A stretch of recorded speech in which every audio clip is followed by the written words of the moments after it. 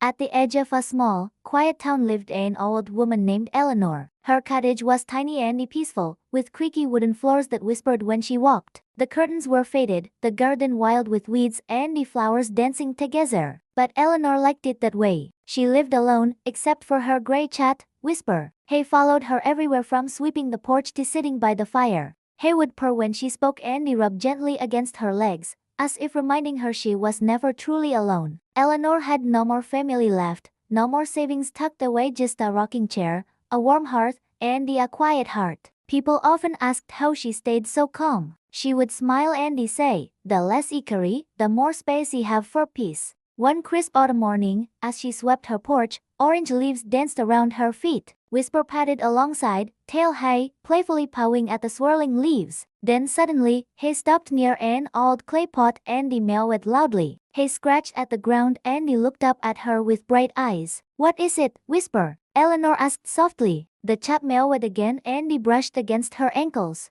Curious, she leaned down and saw, under the bench, lay a small wooden box with a golden lock glinting faintly in the morning light. "Oh my," she whispered, "what have you found, my clever boy?" Whisper pawed at the lid, then sat beside it as if guarding something precious. "Do you think it's something special?" Eleanor smiled. The chat patted, as though saying, "You'll see." She took the box inside. It wouldn't open, no more matter how she tried. Still, it felt meaningful, as if it held a message rather than treasure. "I've lived my life without waiting for much," she sighed softly, "but let's see what this brings." Days turned into weeks. Each morning, she tried to open the box. Each night, she placed it gently back on the shelf. Whisper often sat beside it, patient as ever. "Still locked," she'd chuckle. "But then again, so is life sometimes." Then, one quiet evening, as the sun faded behind the hills, the lock opened on its own. Eleanor's hands trembled as she lifted the lid. Inside, there was nothing. No more gold, no more letter, not even a speck of dust. For a moment, she stared in silence. Then Whisper rubbed against her legs and purred softly.